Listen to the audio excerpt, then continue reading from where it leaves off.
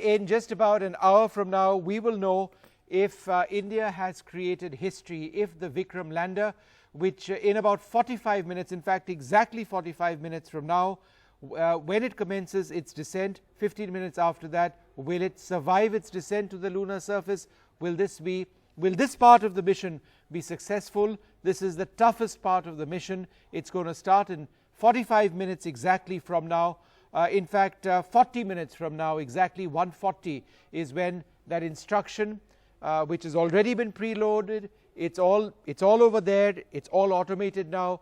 Vikram does its job. It starts its descent from a speed of 1.8 kilometers a second. The speed has to come down off the lander to essentially 0 kilometers a second. It travels, the vertical speed has to come down, the horizontal speed has to come down, all the sensors have to be operational in terms of gauging altitude and in terms of gauging velocity, and most importantly, the sensors have to be able to pick up just where the precise spot is that Vikram is going to touch down. There's artificial intelligence, it's a smart system, it's thinking for itself. It will pick the spot that it was supposed to land in, perhaps make minor adjustments to make sure that there are no craters or there's nothing over there which impedes its landing, and then it all happens. And at ISRO Mission Control, they'll be sitting back watching various parameters to gauge the health of that system, of the Vikram lander, and then hopefully once it touches down, it'll send a signal saying, look, I've landed. That's what we are waiting for right now. But I've spoken a lot. Let's play out that animation part of it, and let me sort of explain what the landing phase is all about. Well, ISRO has actually come up with some fantastic animated packages. This is a look at in fact at the Vikram lander itself. As you can see, that's the lander which is now on its way. It will be on its way very soon when the descent actually begins. It's presently still in an orbit of the moon at its 102 now. So approximately 38 minutes from now is when it will carry out its orders to start or commence its descent. It gauges through various sensors its horizontal speed. It's got other sensors over there which define its, give it a precise fix on its altitude, a K-band altitude device. That's a backup system. It's got two altimeters over there. There's also a third altimeter based on a laser rangefinder, which actually determines very precisely the altitude at which the rover is placed. Now that actually guides a lot of systems on board. There has to be a coordination between, say, that liquid engine and all of these sensors to ensure that the speed of the probe as it comes down is exactly zero or as close to zero as possible, to ensure that everything goes off smoothly. So that's what it's all about. It's powered by solar panels. These solar panels will be very important for the next phase of the life of the lander, when it carries out scientific experiments, when it communicates with the Pragyan rover, and when it communicates with the Chandrayaan orbiter, which, remember, is already doing a fabulous job orbiting the moon right now. So this mission in effect has three components. There's the Chandrayaan orbiter, there's the Vikram lander, and from the Vikram lander there is the Pragyan probe. Now here's what exactly is going to take place in 36 odd minutes from now. At an altitude of 100 kilometers is what it is right now. The distance to the site is 587 kilometers. Then it goes down to an altitude of 30 kilometers. It navigates using its K-band altimeter, and then it enters what's called a fine braking phase. The most important part of all of this perhaps is the thrusters, which need to fire, the engines need to fire. There are various thrusters on board Chandrayaan which work to reduce the speed dramatically from 1.8 kilometers a second to effectively 0 kilometers a second. As the altitude goes down, different sets of thrusters actually come into play, start kicking in, and then in its final descent, in the so-called retargeting phase, minor adjustments might be made as the Vikram lander approaches to make its final descent through a parabolic descent pattern. And then at an altitude of 10 meters, the final engine on board, the central engine fires, and here's where one hopes that a soft landing is made. Vikram touches down. The payload of the Vikram, which is the Chandrayaan rover and other sensors, they start deploying. There'll be messages which will be sent, photographs which will be sent, and hopefully in a very finite period of time, we'll be getting a very clear picture from the moon. How amazing would that be? But 15 minutes of terror before that. Right, what happens after it lands? It's the next phase, which is the Chandrayaan rover. So let's roll that animation of the Chandrayaan rover that you see over there, made in India. It's a small rover because the Vikram lander is also small. India has been constrained in this mission in terms of the size of what it can deploy. That has a lot to do, in fact, with the size of the rocket, the GSLV, which India actually has. It can only carry so much, which it did. This was essentially the maximum weight possible. So everything else needed to be small as well. So the Chandrayaan probe is actually quite small. On the right-hand side of your screen, you can see some kids over there in Bengaluru at the Mission Control Center. The Prime Minister, I assume, would be there as well. It's the last couple of minutes before we know what exactly is taking place. But let's focus on the left-hand side of the screen for the moment.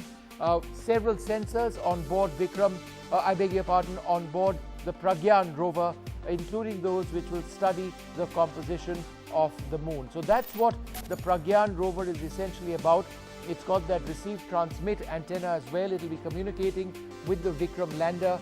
It'll be sending pictures. It'll be sending scientific analysis of the surface of the moon. Remember, this mission is all about finding large quantities of water on the surface of the moon. It's got a fairly robust rocker assembly for its suspension. It can go over certain rocks. It's smart enough to know what boulders it can go over and those that it cannot as it carries on with its mission.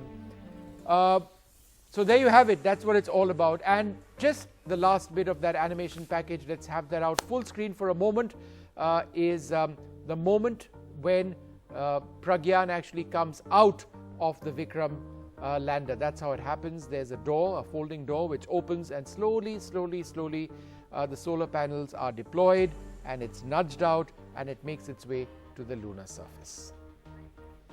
All right, let's have those live shots full screen now for a moment. Full screen of what's happening at Mission Control in Bengaluru, ISTRAC. What does ISTRAC, sir, stand for? The Indian Space Tracking and Telemetry Center. And Telemetry Center, right. So they're tracking every moment of this now, and we've got these live pictures coming in of the last couple of minutes. Pallav Bagla, our science editor, also joins in. Pallav, what's happening at ISTRAC right now? Well, you can make out from your screens, the scientists are glued to the computers, and you can make out there isn't much excitement. They are going about their job in a clinical fashion, and we can now have the live coverage from inside the Mission Control Center, where the ISRO will look at how Vikram lander performs. It's a critical operation for the Chandrayaan 2 mission, where it will go down onto the moon surface. So this is now the last few minutes where India will get to know whether India has soft landed on the moon or not. There's another very important part of this mission which we just haven't gotten around to discussing. This is an operation led by women scientists and women engineers. How incredible is that? Because ISRO is an enabling environment, and you've had fantastic women engineers and scientists, and two of them are leading this mission. How fabulous is that? That's absolutely fabulous, and it is a tribute to the culture built up in the Space Research Organization, and that's not just from today.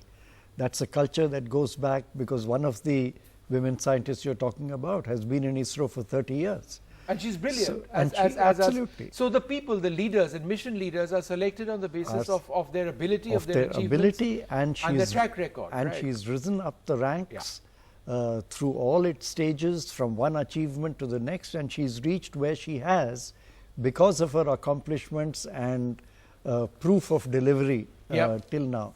And I think it says a lot about the culture built up in the ISRO and its affiliate organizations. Yeah. A very similar culture, I believe, prevails in the atomic energy establishment. Unfortunately, Indian science and technology have not been able to replicate that same culture in other institutions that we have built, which still retain, to put it crudely, a fair amount of feudal patriarchal culture within their structures, which ISRO and the atomic energy establishment have overcome from their very inception. Professor Nandi, you want to come in over here? What do you think is taking place right now? We'll go across to full screen images in just a few moments from now. But, you know, I mean, everybody is going about their business calmly.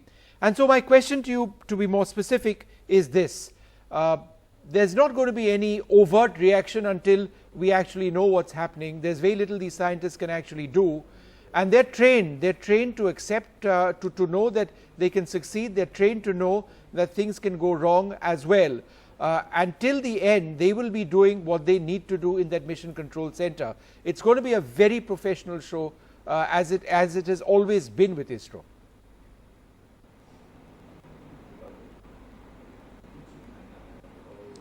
Yeah, let's not forget that this is, in fact, the most difficult part of the whole mission. I think the whole mission, the success of the whole mission rests on this 15 minutes. And let us also not forget that various advanced space agencies have failed in this attempt earlier. In fact, a soft landing attempt has less than a 50% history of past success. So this is going to be difficult, and this involves a lot of different artificial intelligence sort of coming in together in the right way, which is essentially all programmed in, because this is not human control once the lander leaves. So what has to be done now is, while the lander is falling under the gravitational force of the moon, ideally it would pick up speed, and this is just what happens when you, for example, I take something and just drop it, right? So you have to arrest the speed of falling down, which is essentially because of the gravitational attraction of the moon, right? Okay, so which implies that you have to measure what is the height of the lander from the moon's surface. Yep. And based on that, you have to fire your thrusters, which has to essentially thrust downwards to ensure that you break the speed. And this has to be done synchronously with the measurements of how far from the surface you are in. And on top of this, there is another difficulty. You don't want to land in a space which is uneven, where there is a crater or a rock. Because if the lander doesn't land on its feet, so I have a prop here, and it doesn't land like this. On the other hand, if I have something like a crater or something like this, uneven surface, I can't make it stable, right? Yes. If that is the case, then the rover is not going to come out. The whole system is destroyed, right? Yeah. Now, so this tells you that multiple different elements have to come together in order to have everything work out in just a perfect, precise way, such that the lander makes what is called a soft landing with a speed close to 0 when it hits the lunar surface. This is, let's not take it for granted. This is the most difficult task, and at some point in time, I'm a scientist, but I still feel when it works out, it's some sort of, I don't know, I will not call it a miracle. I think we'd all be terribly disappointed if it doesn't work out, no matter how much we get ready to take it on the chin. On the other hand, if it does work out as we hope it does, then we'll be decidedly happy. You had a point? Yeah, I just have a question actually. Maybe Pallav can throw some light on this. ISRO had identified a primary landing site and a secondary landing site as a backup. I'm not sure, and I wonder whether a decision has already been taken by Vikram as to whether it's aiming for the primary or the secondary landing site, Pallav, or you is want that to take going that to question? follow? Pallav, you want to take that question? Any idea of the landing site? Yeah, go ahead. Yeah, what I was told, yeah, sure. What I was told is that initially they will go for the primary landing site, and if something goes wrong, then they will hover and go to the secondary landing site. But the primary landing site is the target where Vikram lander is going to go. That is what I have been told. I haven't heard any update beyond that, but I am hoping that things will go right, and in the next hour we will see the Vikram lander on the moon surface. Time to descend, 22 minutes. 22 minutes is when it starts. 39 minutes, which is what we have on our box, is when it's supposed to actually touch down. So 39 minutes for approximately for touchdown, 22 odd minutes for it to actually start. Let's turn up the audio from Mission Control in Bengaluru, and let's try and get an idea of what's happening there. The countdown is at minus 22 minutes, 2 seconds to go. After 22 minutes, you will be witnessing the powered descent of the Vikram lander module. As I just mentioned, the Vikram lander module is presently orbiting in an orbit of 30 kilometers peri-Lune, which is the lowest altitude from the surface of the moon, and the Apollo, which is the highest point of the orbit from the surface of moon, is around 100 kilometers. And once the descent operation starts, we expect to take roughly around 15 minutes. And some of the important events during the descent phase, which we'll be covering in the subsequent point as we go closer to this particular activity. But before we do that, just to get a update on the orbiter module, which has been orbiting in an orbit of around 100 kilometers. As you are all aware, the total mass of orbiter module is 2,369 kilograms. At launch, we had the composite module of orbiter and the Vikram lander, which was 3,850. So the orbital module, now that it has got separated from the Vikram lander, has a mass of almost 2,370 kilograms. And out of this total mass, the orbiter, the fuel the orbiter carried was almost 1,683 kilograms. So eventually, if you look at the capability of the orbiter, almost 70% of its mass is the fuel. And the primary reason for requirement of such a large quantity of fuel is basically to raise the orbit from the Earth to the moon and then lower it down very close to the moon. As I already mentioned, when the spacecraft was injected in an orbit of around 39,000 kilometers around the Earth, eventually the orbit using the propulsion system of the orbiter was raised to 400,000 plus kilometers to get captured in the sphere of influence of the moon. So the orbiter model has a single engine which has performed nearly 10 orbital raising and lowering maneuvers. And in the process, if you look at it, it's almost operated for nearly 10,000 plus seconds, which is quite a substantial time as far as the number of times and the duration for which the thruster was fired.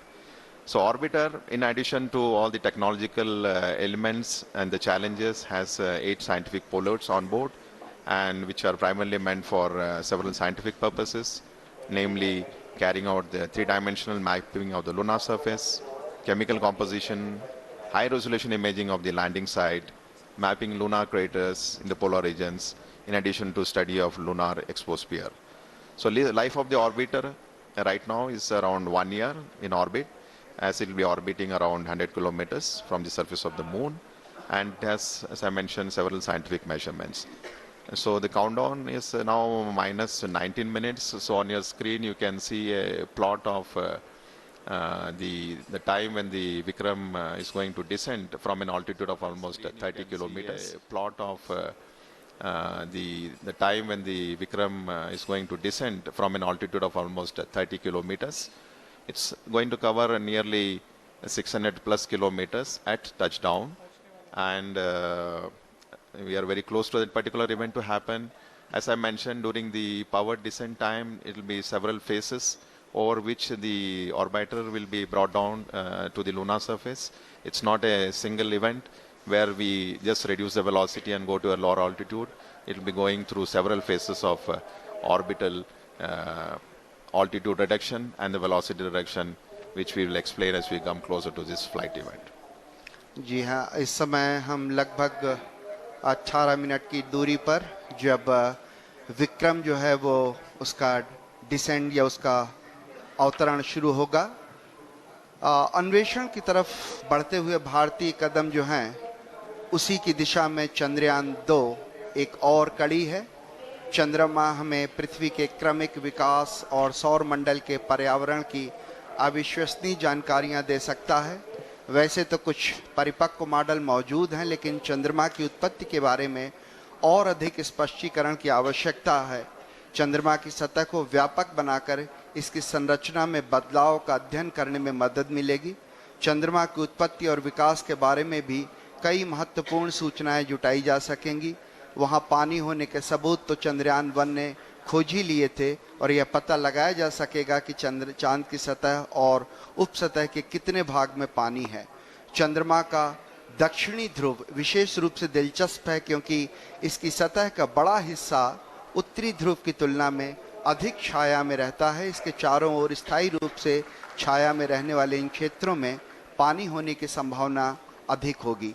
चांद के दक्षिणी ध्रुव के क्षेत्र ठंडे craters जो गड्ढे हैं, वहां पे प्रारंभिक सौर प्रणाली के लुप्त जीवाश्म रिकॉर्ड मौजूद हो सकते हैं। आप अपने स्क्रीन पे देख रहे हैं डॉक्टर BN सुरेश को, डॉक्टर TK एलेक्स, ये दो महान वैज्ञानिक जो हैं भारत के एक तरह से स्तंभ कहे जा सकते हैं, जिन्होंने रॉकेट में और उपग्रहों में विशेष भूमिका निभाई है। आप अंदर का दृश्य देख पा रहे हैं।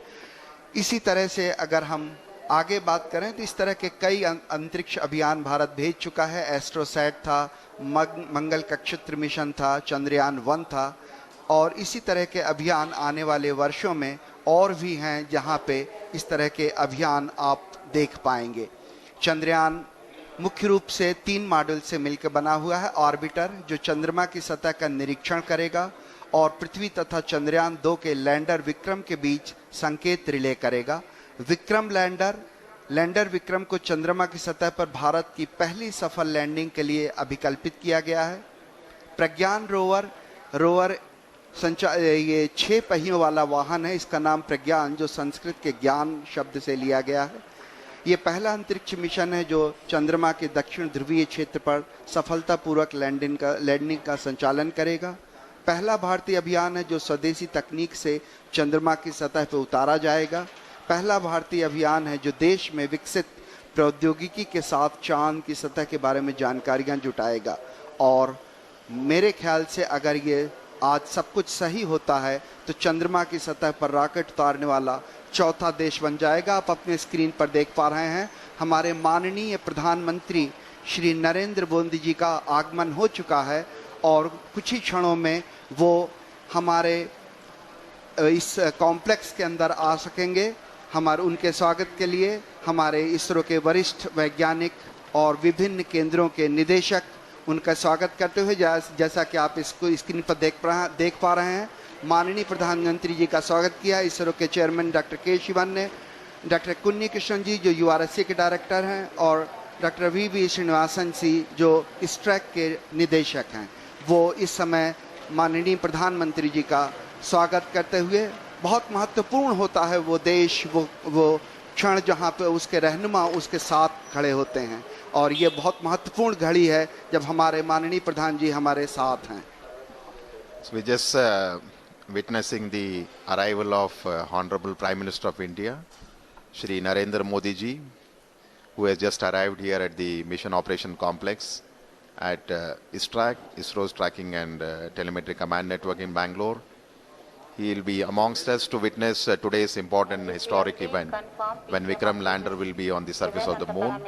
So on your screen, Dr. K. Sivan, Chairman ISRO, Indian Space Research Organization, giving him a brief outline of the mission where the Vikram lander and the rover Pragyan is being explained to him. Confirm the parameters are accepted. Honorable Prime Minister of India.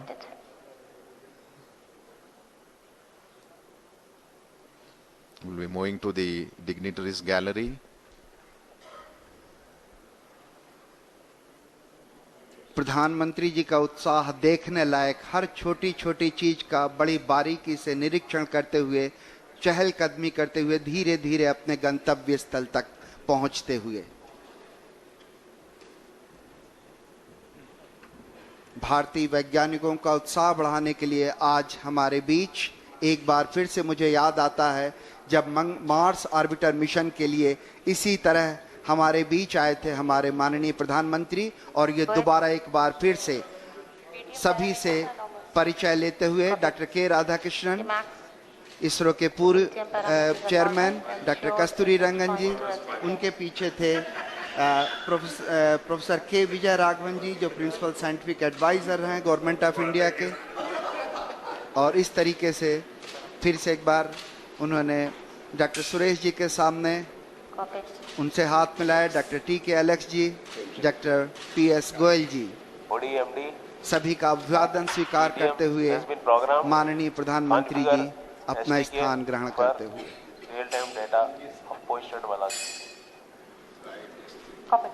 So the countdown is at minus 12 minutes. So within the next 12 minutes, you will have the command that will be issued for starting the descent phase of Vikram lander. So Honorable Prime Minister of India is seated in the dignitaries gallery along with some of the other senior officials of ISRO as well who are here. And in the dignitaries gallery, we also have some of the other prominent and very important dignitaries who will be witnessing the launch. As you would have seen during the coverage, we have a lot of students who have been invited here to witness the launch. This basically the students who are here have been selected based on the online space quiz competition that was conducted for the students who are in the range of class 8 to 10 across all the states in India. And finally, 2 students from each of the state and union territories have been selected to witness this historic lunar landing event along with Honorable Prime Minister Shri Narendra Modi ji. So today we have amongst us nearly 84 plus school students who are here in the mission operations complex. जी हाँ, आपको याद दिलाता चलूं कि चंद्रमा के लिए भारत का प्रथम मिशन चंद्रयान 1 श्रीहरिकोटा से 22 अक्टूबर 2008 को सफलतापूर्वक प्रमोचित किया गया था। अंतरिक्ष यान चंद्रमा की रासायनिक, खनिज विज्ञानी एवं प्रकाश भूविज्ञानी मानचित्रण हेतु चंद्रमा की सतह से 100 किलोमीटर की ऊंचाई पर चंद्रमा के चारों ओर परिक्रमा कर रहा था। अभियान के इस मुकाम पर उपयुक्त होगा अगर हम उन दिनों की भी याद कर लें जब इस उपग्रह को GSLV Mark 3 M1 द्वारा 22 जुलाई 2019 को 14:43 पर 973.7 सेकंड की उस उड़ान ने चंद्रयान को 181.17 किलोमीटर की ऊंचाई पर छोड़ा था। मैं रिक्वेस्ट करूंगा, मैं प्रार्थना करूंगा कि अभी आपको एक छोटी सी वीडियो क्लिपिंग के जरिए उसी तरह की उन्हीं घटनाओं की याद दिलाई जाए ताकि हम यहाँ से और आगे बढ़ सकें। इस समय हम करीब 11 मिनट की दूरी पर ये एक छोटी सी वीडियो क्लिपिंग आपके लिए, जिसमें हम ये कोशिश करेंगे कि आपको याद दिला सकें कि कैसा था वो प्रक्षेपण।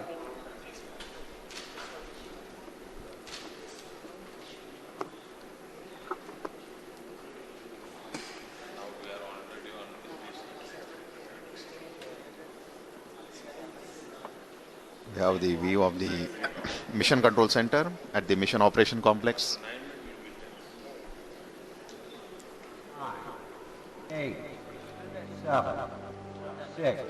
So short video documentary for you, and just to depict the launch that has happened on 22nd of July from Satish Dhawan Space Center. This is the liftoff of the GSLV Mark 3 launcher from Sriharikota. So as you can see, the 2 solid strap-ons, the 200 tons each, have been separated. And now we are in the stage where the payload fairing, inside which the Chandrayaan 2 spacecraft, including the orbiter and lander, is there. The separation of the first stage, the liquid stage L110, and finally the launcher placing the Chandrayaan 2 spacecraft in an orbit of 170 by 39,000 kilometers around the Earth. So once the orbit of the Chandrayaan 2 was 39,000 kilometers with a perigee of 170, as you can see on your screen, using its propulsion system, It performed 4 earthbound maneuvers to raise the orbital altitudes in preparation to enter the lunar transfer trajectory and then go to the lunar orbit. So right now what you're seeing is the orbit of Chandrayaan 2 being raised around the Earth, and once this is done, the spacecraft has entered the lunar transfer trajectory phase and it is proceeding towards the moon's orbit, and very shortly you will see the Chandrayaan 2 spacecraft has been captured in the sphere of influence around the moon, and it will start orbiting with an altitude of almost 18,000 kilometers by 120 kilometers. And then subsequently, using the propulsion system of the Chandrayaan 2, which is the orbiter module, the orbit was brought down to an altitude of almost 100 kilometers. In the process of bringing it down from 18,000 to 100 kilometers around the moon, it performed nearly 4 orbital descent maneuvers, and you can see now the orbiter and the lander Vikram will get separated, and eventually the Vikram lander module, using its propulsion system, has brought down the altitude to something like 30 kilometers by 100 kilometers. So as I have mentioned repeatedly, the Vikram lander module is presently in an orbit of around 30 kilometers by 100 kilometers. 30 kilometers is the minimum height above the lunar surface where the powered descent operations will be starting. And I think we are very close to the event when the Vikram lander thruster will be initiated. Roughly around 6 minutes to go before we start the powered descent operations. जी हाँ, हम करीब करीब 7 minute की दूरी पर जहाँ से decent शुरू होना है, जहाँ से उस घड़ी की शुरुआत होगी जब हम लगभग 35 किलोमीटर की पेरिजी की ऊंचाई से हम उतरना शुरू करेंगे। जिन दर्शकों ने इस अभियान को शुरू से फॉलो नहीं किया है, उनकी जानकारी के लिए संक्षेप में बता दूं कि प्रक्षेपण के पश्चात 24, 25, 29 जुलाई और 6-8 अगस्त को पृथ्वी की कक्षा में 5 मैन्यूवर्स किए गए, जिसमें तकरीबन 508.4 किलोग्राम प्रणोदक का कुल 3604.254 सेकंड तक प्रज्वलित कर कक्षीय परिवर्तन किया गया, जहां कक्षा उत्थान किया गया। इसकी खपत कर 158.309 मीटर प्रति सेकंड की वेग वृद्धि की गई और चंद्रयान 2 को पृथ्वी की कक्षा से चंद्रमा की कक्षा में स्थानांतरित कर दिया गया। चंद्रयान 2 ऑर्बिटर मिशन के लंबे अतिपर्वणीय पथ पर एक ऐसा बिंदु आता है जो चंद्रमा के प्रभाव क्षेत्र के अंदर होता है। इसे लूनर ऑर्बिटल इंसर्शन या LOI कहते हैं, और इसी बिंदु पर भू आदेश के द्वारा कक्षा की दिशा में परिवर्तन कर उसे चंद्रमा की दीर्घवृत्तीय कक्षा में पहुंचा दिया जाता है। फिर 20, 21, 28, 30 अगस्त और 1 सितंबर को 745.04 किलोग्राम प्रणोदक को कुल 4422.809 सेकंड तक प्रज्वलित कर चंद्रमा की निम्न कक्षा में प्रवेश करा दिया गया। इस समय पेरिलून लगभग 120.5 किलोमीटर और एपोलून 126.1 किलोमीटर प्राप्त कर लिया गया है।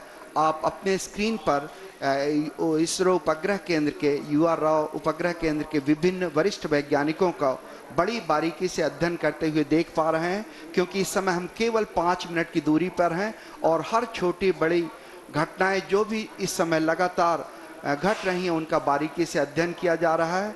और जिस समय हम करीब 1:38 सुबह के हम चंद्रमा के उस बिंदु पे पहुंचेंगे जहां ऊंचाई करीब 35 किलोमीटर होगी, उसी क्षण में ऑर्बिटर भी जो होगा वो बिल्कुल उपग्रह के ऊपर होगा, इस तरह से ताकि हम उसके चित्र प्राप्त कर सकें।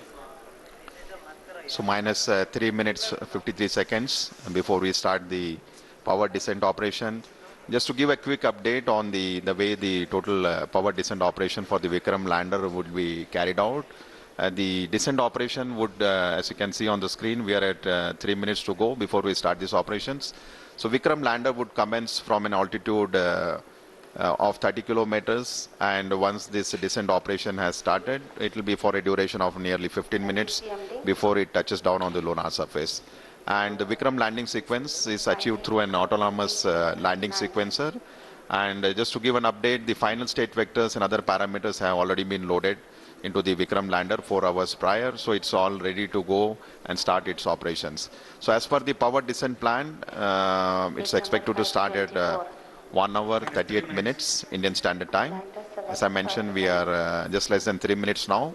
And this entire power descent operation will be carried out in 4 different phases of operation, namely the first phase, which is the phase referred as rough braking phase, will bring the spacecraft from 30 kilometers to an altitude of almost 7.4 kilometers. The second phase after the rough braking phase will be attitude and absolute navigation control phase, which will enable the spacecraft to travel from 7.4 to 5 kilometers. And then immediately we will have the third phase of operation, which is the fine braking phase, where we bring down the spacecraft from 5 kilometers to almost at an altitude of 400 meters above the surface where the landing is supposed to happen. And eventually from 400 kilometers, the vehicle, the spacecraft will not have any forward moving velocity. It will be only used to have a vertical descent for a touchdown. So the final phase of operation after the fine braking phase will be the terminal descent phase, where the Vikram lander will be brought from an altitude of 400 meters to 100 meters to 60 meters to 10 meters and finally the touchdown. So as we go through these operations, as I mentioned, it will be a 15 minutes of descent operation. Once the activity is initiated, we will be bringing you some of the flight parameters and the status, how the total operations are going on.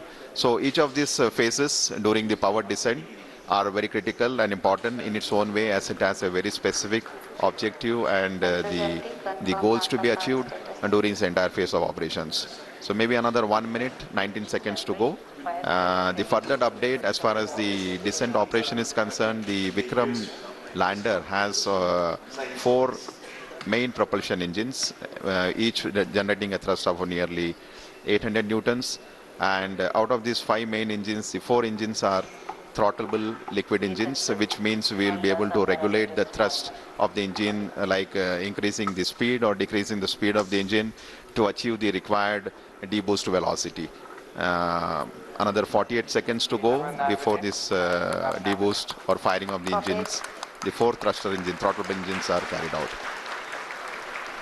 जी हाँ, थोड़े तनाव भरे क्षण जरूर हैं, क्योंकि हम बेहद करीब 32 सेकंड के जब विक्रम को धीरे धीरे उतारा जाएगा नीचे, लेकिन सबसे महत्वपूर्ण हो जाता है कि कैसे उतरते समय उसके वेग मान को कम किया जा सके, जिसे हम रफ ब्रेकिंग फेज कह सकते हैं। और इस रफ ब्रेकिंग फेज के दौरान हम जो उसमें लगे हुए 8 थ्रॉटलेबल इंजन हैं, जिससे उसके प्रणोद बल को कम किया जा सकेगा। ऐसे 4 इंजन 4 कॉर्नर पे लगे हुए हैं, 4 कोनों पे लगे हुए हैं, और ऐसा ही एक 800 न्यूटन का इंजन जो है बीच में लगा हुआ। और बिल्कुल हम करीब इस समय विक्रम डिसेंट के स्टार्ट कर दिया गया है, और रफ ब्रेकिंग जो वो है घड़ी है, वो बहुत ही नज़दीक होगी। इस समय हम धीरे धीरे अब उसकी गति को कम करना शुरू करेंगे। Yes, the descent phase of operation for the Vikram lander has just been initiated with the firing of the 4 liquid engines, which I was mentioning, the 4 throttleable engines. The activity has just started, and right now we are at 35 seconds since the engines have fired. And just to give an update, the Vikram lander, when it was in an orbit of around 30 kilometers, when the descent operation started, it had a velocity of nearly 1,640 meters per second. So what we are going to do through this entire phase of 15 minutes of operation, when the power descent will be done, is to make this orbital velocity of the Vikram lander from 1,640 meters per second to almost 0 meters per second, so that the spacecraft could land on the surface of the moon. So the activity has just initiated. As you can see on your screen, the view of the Mission Control Center with Chairman ISRO and Director of URSC, and Dr. Suresh briefing the Honorable Prime Minister about the flight event that are going on. So the time elapsed is almost 1 minute 28 seconds.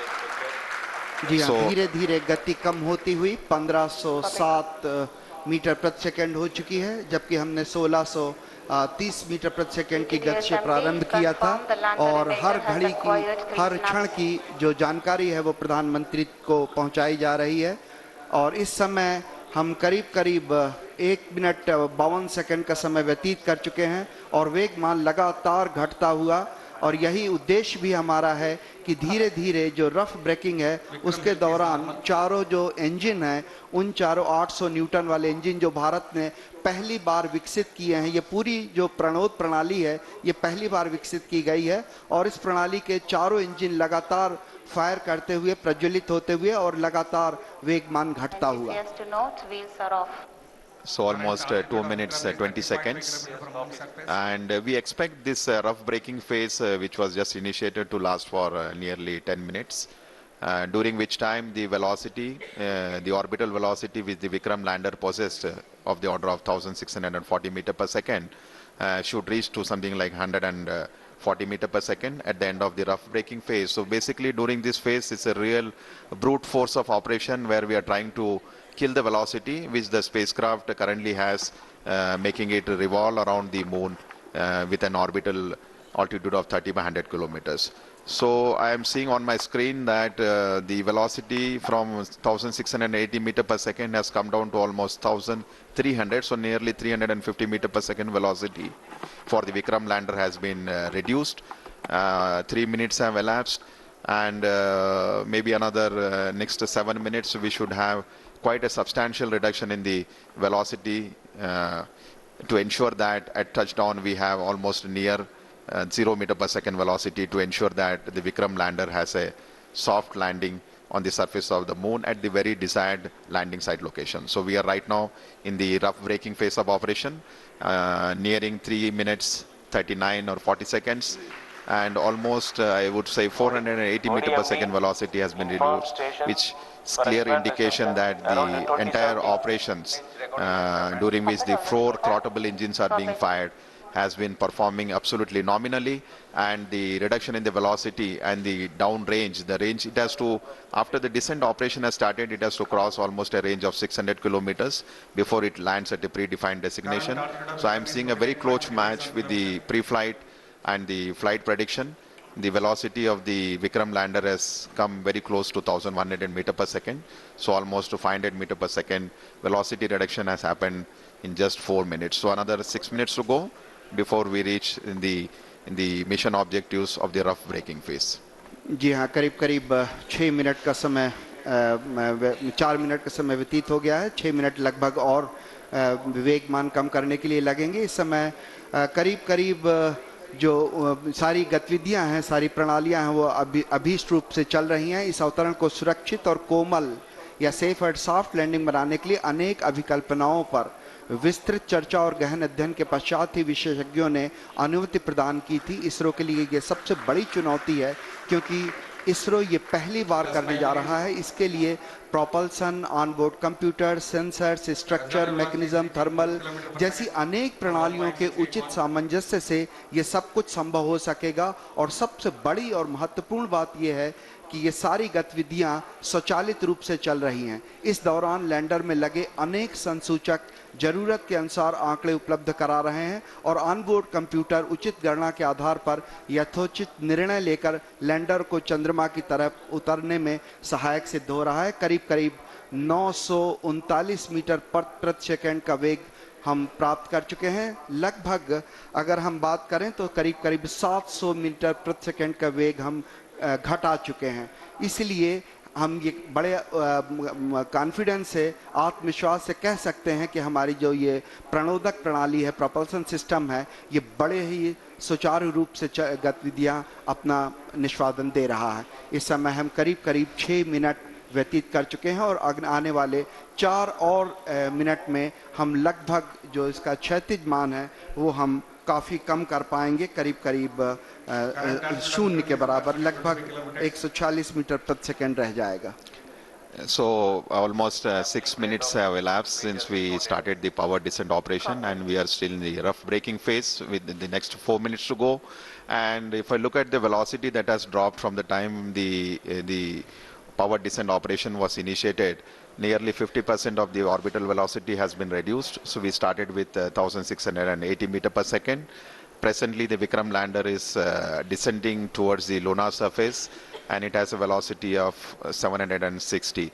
So we expect in the next 3 minutes, the velocity should come down to something like 146. So on your screen, you can see the plot where we have on the x-axis the downrange, and on the y-axis is the altitude. So I think altitude has Alok has come down quite substantially now.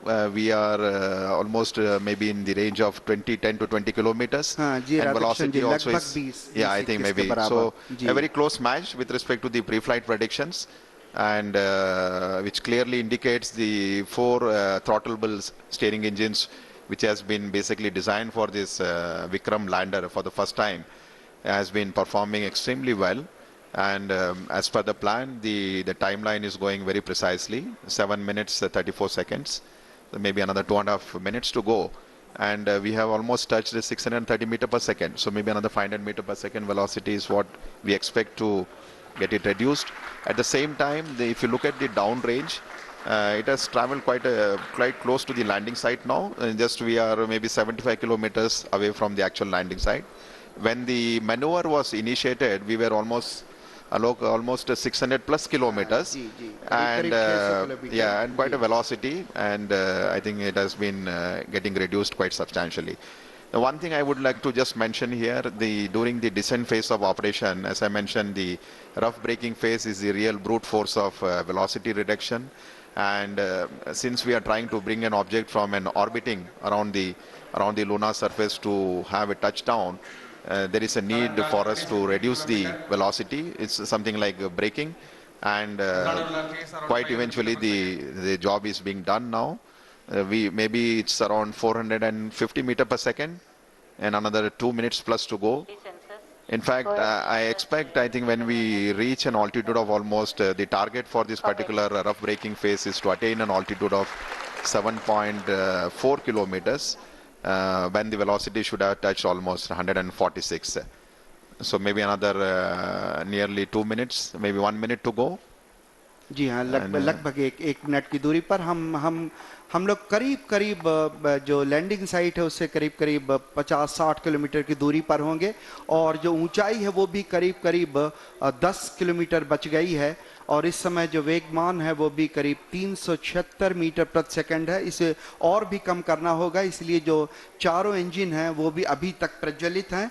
हम करीब 7.4 kilometre की ऊंचाई पर जब पहुंचेंगे उस समय जो एब्सोल्यूट नेविगेशन फेज है वो शुरू कर दिया जाएगा, और ये बहुत महत्वपूर्ण होगा। इस समय जो लैंडर है वो थोड़ा सा अपने अक्ष से झुका हुआ होगा, और लगातार इस समय हम सारे वैज्ञानिक, आप अगर देख पा रहे होंगे, 73.3 वर्टिकल वेलोसिटी, और डाउन रेंज जो है करीब 18 किलोमीटर हम दूर पर हैं लैंडिंग साइट से। और इस समय जो इमेजर है उसका डेटा भी डाउनलोड हो रहा है। कम्युनिकेशन सिस्टम जो है वो भी बाकायदा ऑन हो चुके हैं। इस समय आप अपने स्क्रीन पर देख पा रहे होंगे कि हर वैज्ञानिक लगातार छोटे आंकड़ों पर नजर बनाए हुए है, और आप सुन पा रहे होते तालियों के गड़गड़ाहट के साथ 210 मीटर प्रति सेकंड की जो वेगमान है वो कर लिया गया है। और रफ ब्रेकिंग सिस्टम जो है, रफ ब्रेकिंग जो फेज था वो लगभग अपने अंतिम दौर पे। It's finished. So we have finished the rough braking phase now, because the target for that was 7.4 kilometers and the velocity was nearly 140. So the Vikram lander has successfully completed the rough braking phase, and now we have entered the next phase of operation, which is the absolute navigation or attitude control phase. And this particular event is going to last for nearly 38 seconds. And the 4 throttleable engines are continuously on, and we see the velocity is something like 86 meter per second, and roughly 4.43 kilometers away from the landing site. So all going well. Just awaiting the announcement for completing. Yes, the rough braking phase has been successfully completed, and we have entered the next phase of braking operation, which is the fine braking start. which is going to basically commence from 5-kilometer altitude, and this particular operation is going to last for nearly 96 seconds, wherein the Vikram lander will be reaching an altitude of just 400 meters above the landing site for initiating the vertical descent operations. So we are almost 11 minutes 52 seconds after the descent operation has started, just awaiting the announcement for the end of fine braking phase. 12 minutes. Maybe in another few seconds we should hear the announcement that the fine braking phase of operation has been completed, and we expect at the end of this the vehicle to reach an altitude of almost 400 meters. And the velocity right now, if you look at the plot, we have the Vikram lander has a horizontal velocity of nearly 48 meters and vertical velocity of 60 meters per second. जी हाँ, करीब करीब 12 minute 30 second का समय व्यतीत हो चुका है। हम लोग काफ़ी नज़दीक चंद्रमा की सतह पर, और फाइन ब्रेकिंग जो है वो है फेज है, वो लगभग ख़त्म होने की स्थिति में।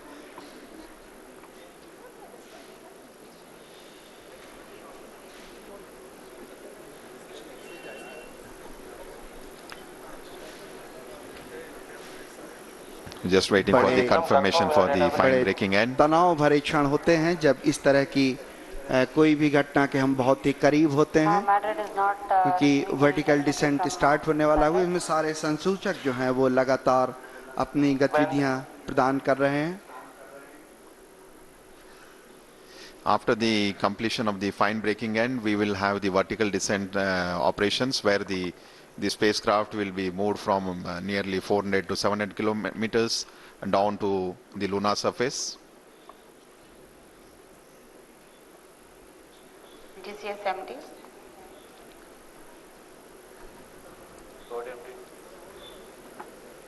Confirm the करीब 13 मिनट 48 सेकंड व्यतीत हो चुके हैं, और एल्टीट्यूड जो है वो लगातार कम होता हुआ।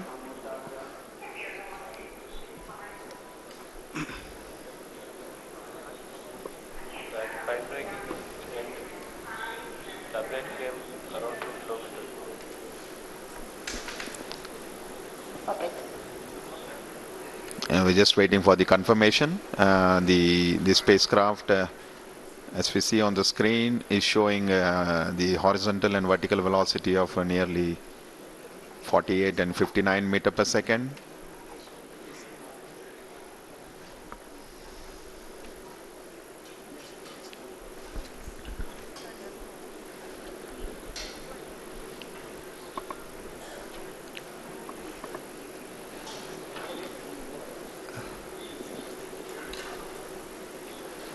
थोड़े से क्षण जहां पे हमें आंकड़ों की प्राप्ति के लिए इंतज़ार करना पड़ रहा है, जैसे ही आंकड़े प्राप्त होते हैं हम आप तक पहुंचाने की कोशिश करेंगे।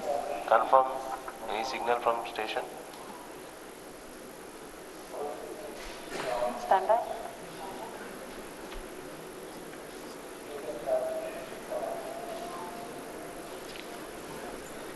Negative.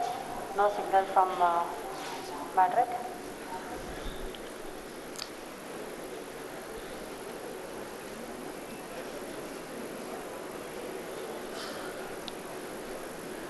It's view of the mission control center.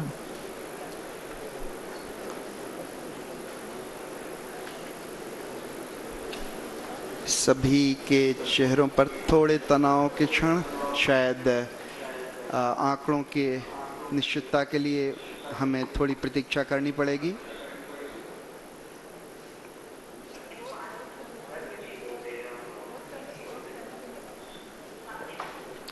Once we have the updates from the mission control room, we will come back to you. So we're just awaiting for the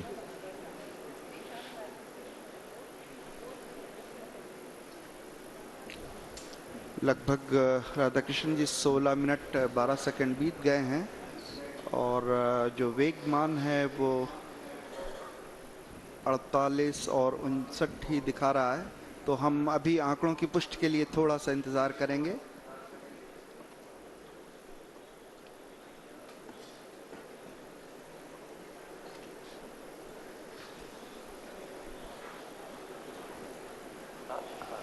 Vikram.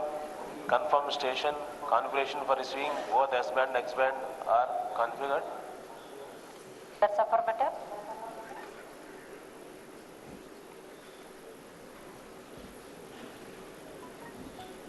We are not receiving from Madrid, HBK and Mauritius.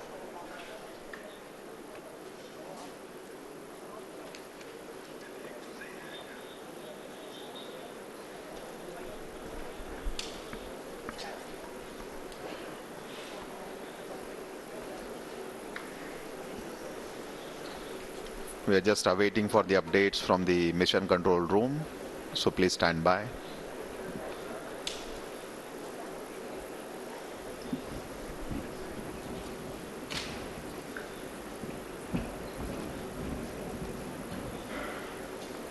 लगभग 17 minute 38 second व्यतीत हो चुके हैं और जब तक आंकड़े सामने नहीं आ जाते कुछ कहना मुश्किल है।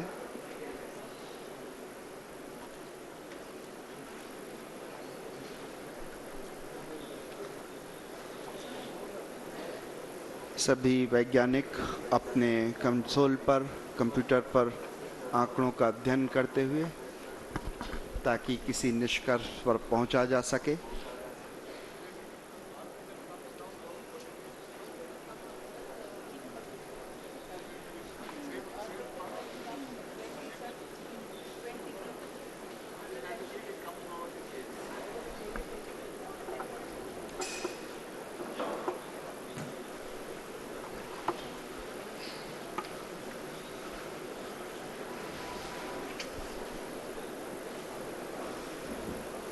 So view of the mission control center.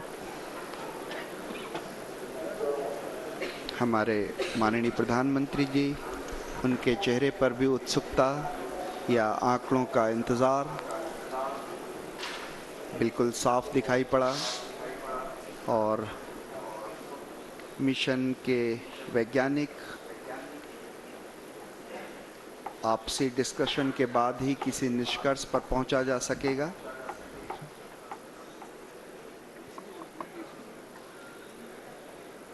ये जो आप ग्राफ अपनी स्क्रीन पर देख पा रहे हैं, ये विक्रम डिसेंट ट्रेजेक्ट्री है। कैसे किस तरह से जो वर्टिकल एल्टीट्यूड था, जो ऊंचाई थी वो और आंकड़े नीचे प्राप्त हुए उसके बारे में।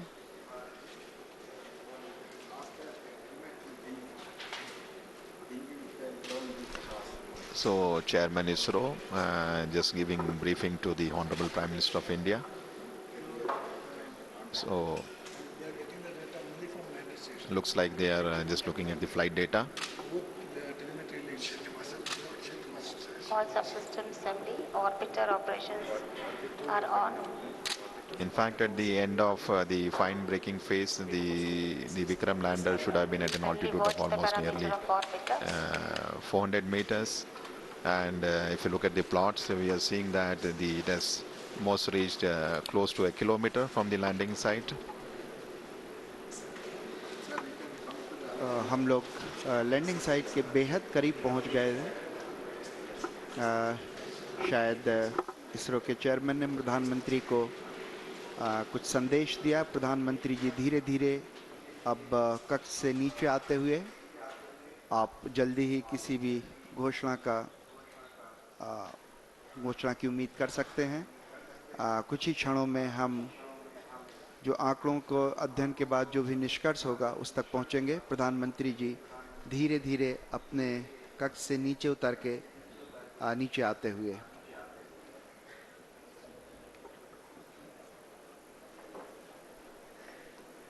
We're just awaiting the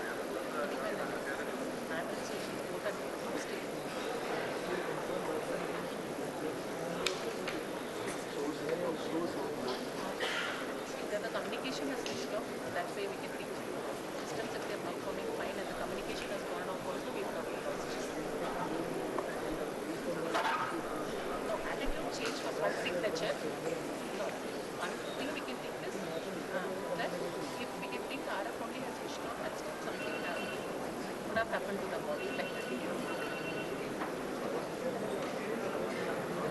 No, rate changed. Rate changed. No, there is no thing. I'm only telling that there is a hope in case just the RF went off and the model was not being subsequently. That we should know what switched off or what will be happening. Whatever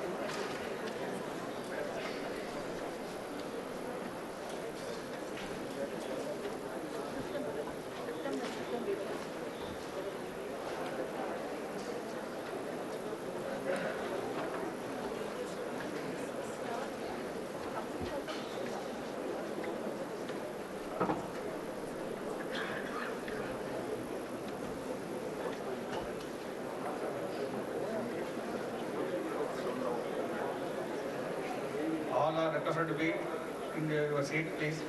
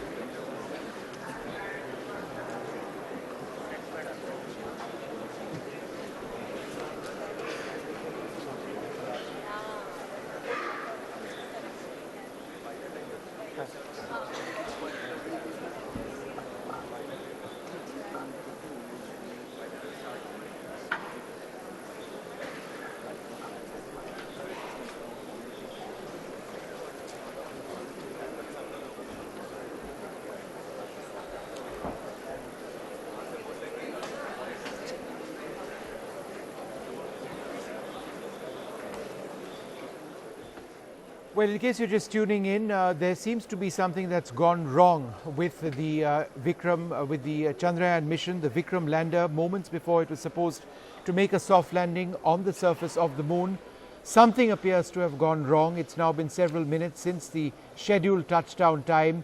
The expressions at Mission Control Center in Bengaluru appear to have changed completely. The chairman of ISRO has briefed the Prime Minister. There was a particular curve, a particular path, a simulated path which the Vikram lander was following. The initial set of engines which had to fire to slow down its rate of descent from 1.8 kilometers per second to almost 0 kilometers per second ultimately did fire. It was working meticulously, flawlessly, absolutely. The rough braking phase appeared to have ended, and which was supposed to be followed by what's called the fine braking phase, when another set of engines was supposed to have fired. But it was at that stage, literally seconds before touchdown, that all communication appears to have been lost. And since then we are waiting for some sort of announcement from ISRO. The Prime Minister has been briefed. He's moved down now as these scientists in ISRO. There were cheers, there were claps moments back when things appeared to be going okay. There was active commentary as well as India cheered on each and every moment. At this stage, these scientists are trying to find out just what went wrong. Has the Vikram lander touched down, and is there a problem of telemetry, of communication? Has there been a failure of the final engine, which was supposed to reduce its rate of descent to absolutely 0 kilometers vertically and horizontally for it to make a proper touchdown? What exactly has happened? What went wrong? There's still no word from ISRO. The commentary which was being provided by the scientists has been turned off. At this stage, we are hoping for some good news, but I'm afraid at this stage it doesn't appear to be good news as well. Mr. Raghunandan, this is it's probably too early for us to reach anything definitive at this stage. We can still hope against hope. But I think it's fair to say that something has gone wrong. It's not gone according to plan. The extent to which there's been a problem, we don't know the extent to that. See, the fine landing phase had started, which means all the 4 throttleable engines, yeah, was still going.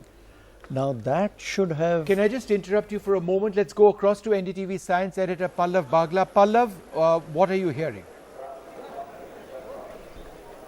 Well, we aren't hearing anything from inside the Mission Control Center.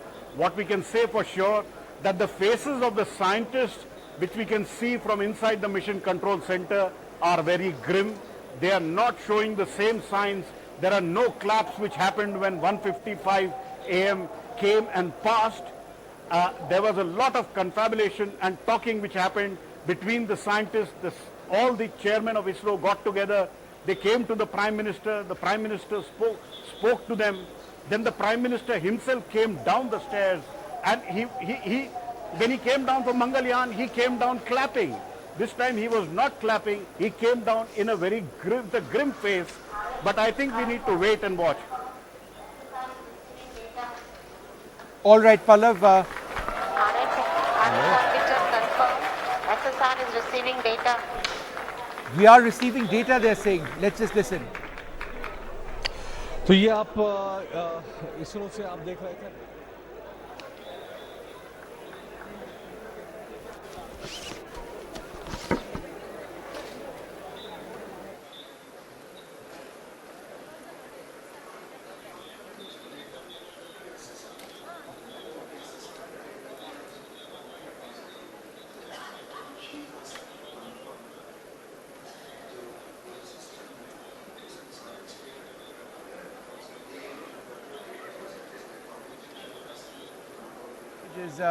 Let's just see if we can hear anything from Mission Control RF Center. to confirm.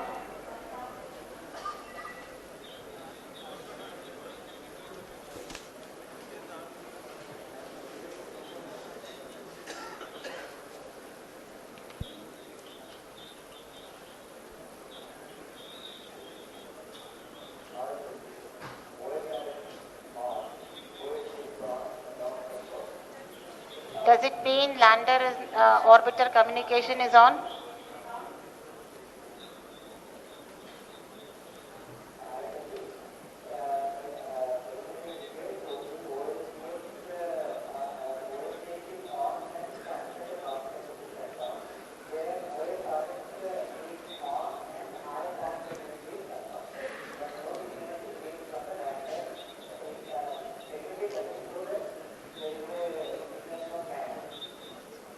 Noted.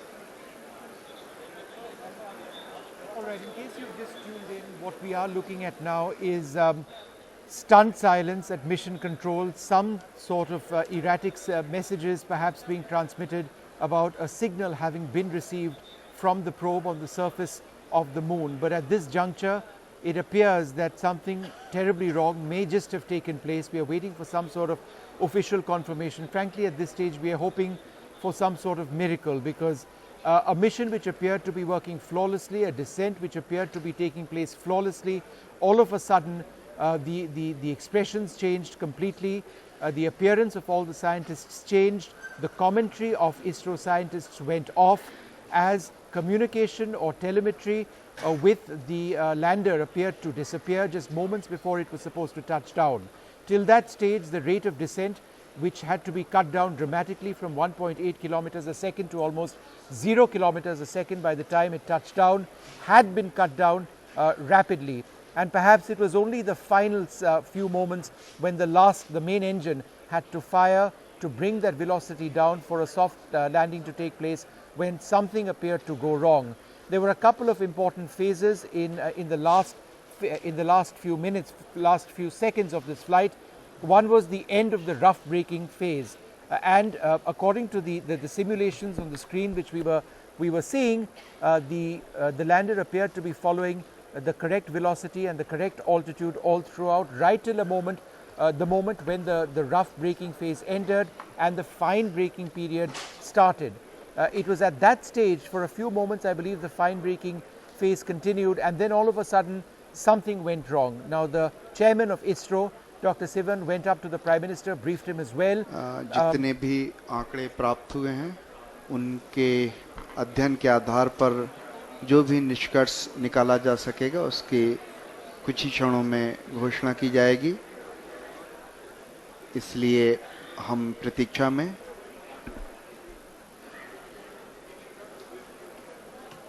All right, so there you have it. They're scientists just trying to figure out what went wrong. They're looking at the data that they do have at this stage, and I think in a fairly finite period of time there would be an announcement one way or the other of what happened.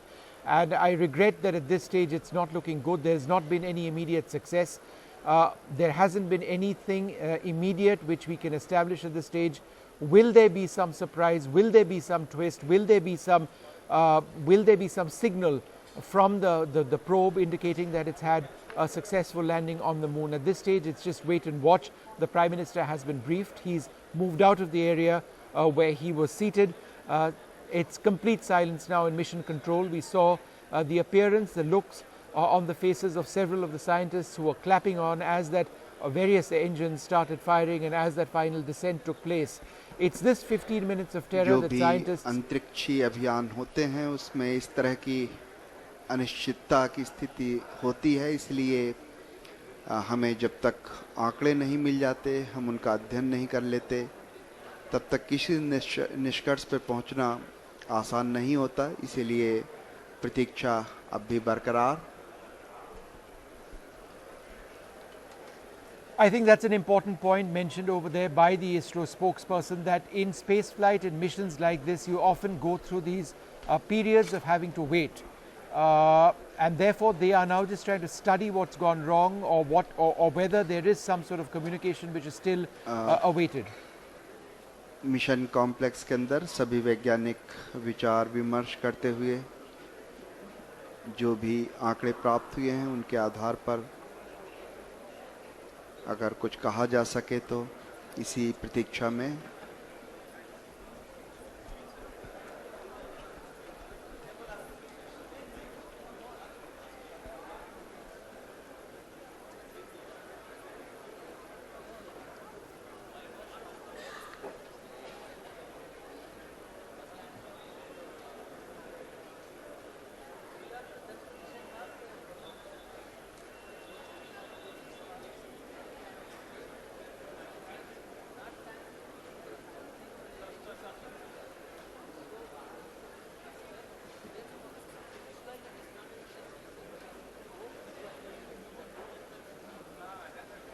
Let's go straight across to Pallav Bagla, our science editor. Pallav, go ahead.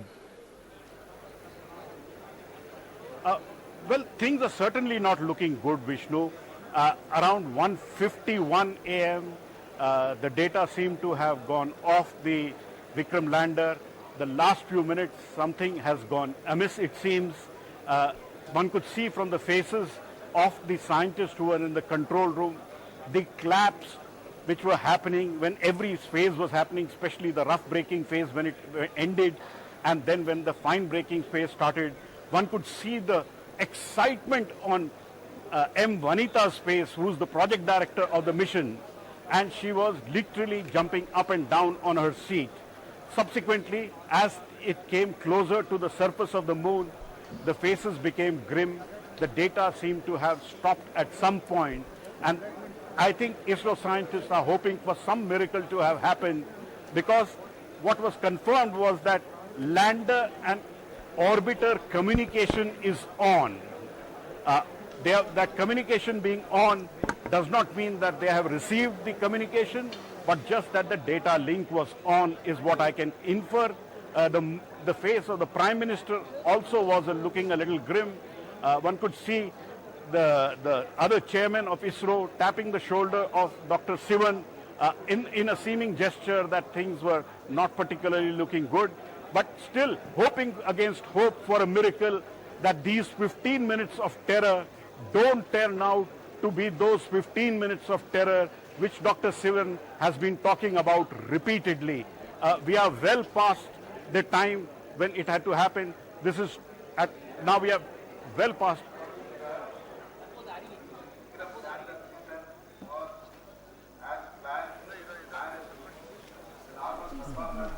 Vikram lander descent was as planned and the normal performance was observed up to an altitude of 2.1 kilometer. Subsequently, the communication from lander to ground station was lost. The data is being analyzed. Repeat, Vikram lander descent was as planned and normal performance was observed up to an altitude of 2.1 kilometer.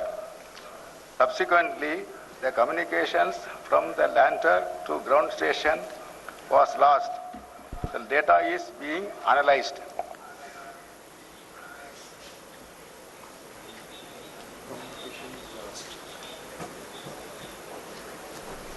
Dr. Lele, help us understand this.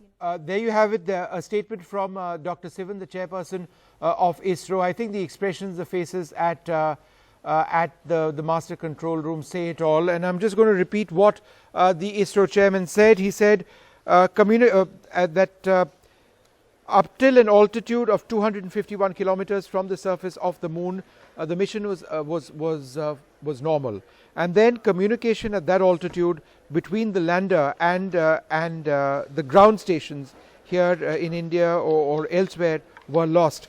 Communication from lander to the ground, the data was lost when the lander was at an altitude of 251 kilometers. 2.1 kilometers. 2.1 kilometers. I beg your pardon. 2.1 kilometers. So just literally seconds from touchdown. Yep. Yeah, literally seconds from touchdown. Do we have Pallav? All right, we'll try and get Pallav in a moment from now.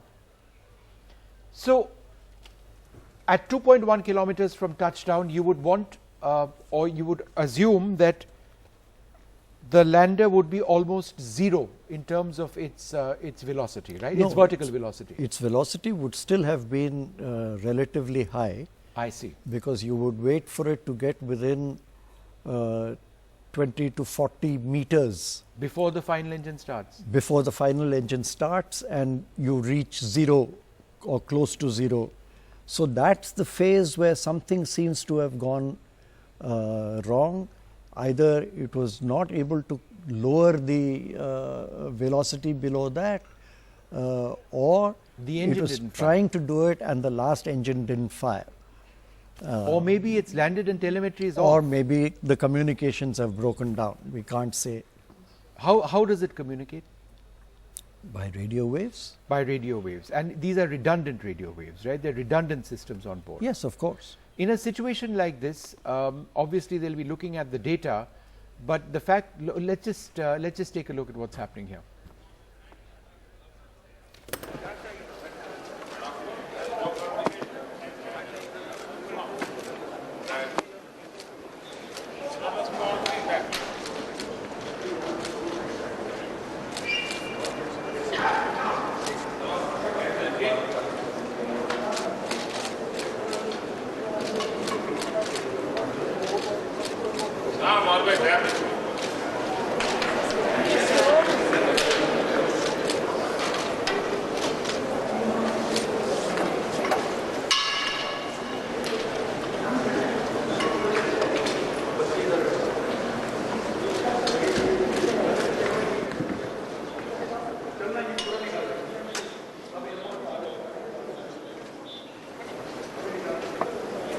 In fact, much before he was to arrive at the ISRO center in Bengaluru. Just a few He moments, had just a touched few down at the moments over there. The Prime Minister to going down, witness this patting the ISRO chairman over there, landing. We are seeing, and of then course, you know, Prime Minister very Modi briefly speaking greeting with the team of the scientists there and then at the leaving. ISRO center I in think Bengaluru. that says it all at this stage. They're just waiting to find out what went wrong.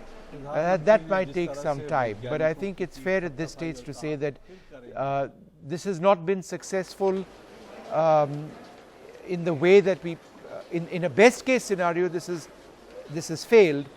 In a worst case scenario, this has failed, and in a best case scenario, it's not gone exactly the way it's supposed to have gone. So that the data needs to be studied. Yep. So now we have a Chandrayaan. We've got the orbiter as well.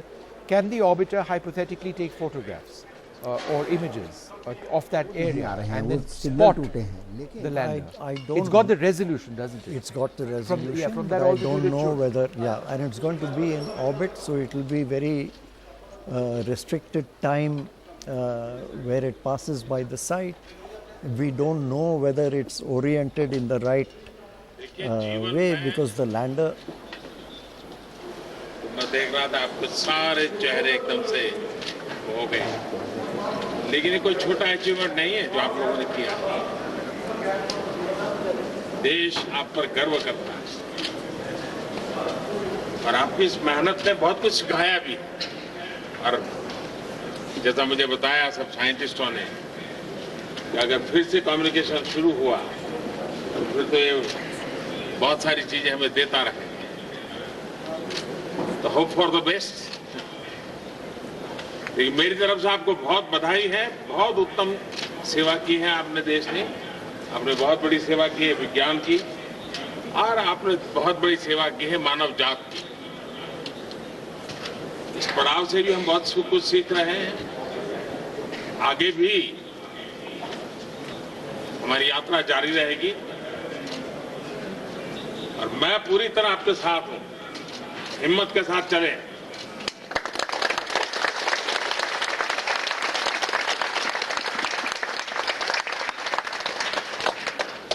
और आप ही के पुरुषार्थ से फिर से देश खुशी बनाने लग जाएगा, मुझे विश्वास है। Wish all the best. Thank you. संपर्क टूटा है और all right, so an important message over there by the Prime Minister, and I think that was a great gesture. You know, telling the scientists that I am with you, I back you. You have done a lot for science in this country, and we'll keep doing this. And still saying what we know, that there's hope. Is there some sort of data which is actually going to start emerging? You know, we don't know anything about that right now, and he's of course left after that. Can we get Pallav Bagla back up? Do we have Pallav? All right, we'll just try and get Pallav Bagla back up, and let's just keep watching the Prime Minister meeting all those children who'd gone to actually see this mission. पूरा हिंदुस्तान है यहाँ। तो क्या बताओगे घर जाके? वापिस अपने स्कूल में बताओगे ना? सर हम बताएंगे कि मिशन सक्सेसफुल होने ही वाला था, लेकिन कनेक्शन लॉस्ट हो गया लास्ट में। यस, पापा। और हमें पूरा विश्वास है कि मिल भी जाएगा, कनेक्शन वापस मिल जाएगा। हाँ। सर आपका नारा से पूरा होगा जय अनुसंधान का।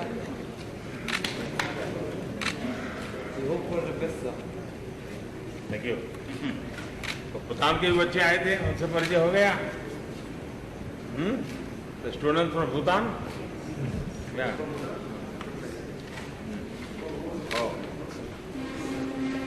So you met me in the university.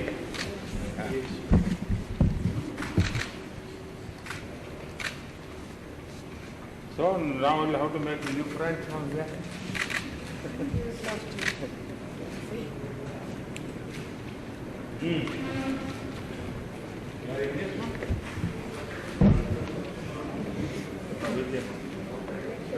Let's do it. One girl was there. He was complaining about sanatorium. Is also one like this? Yes sir. Okay. Yes sir. One question.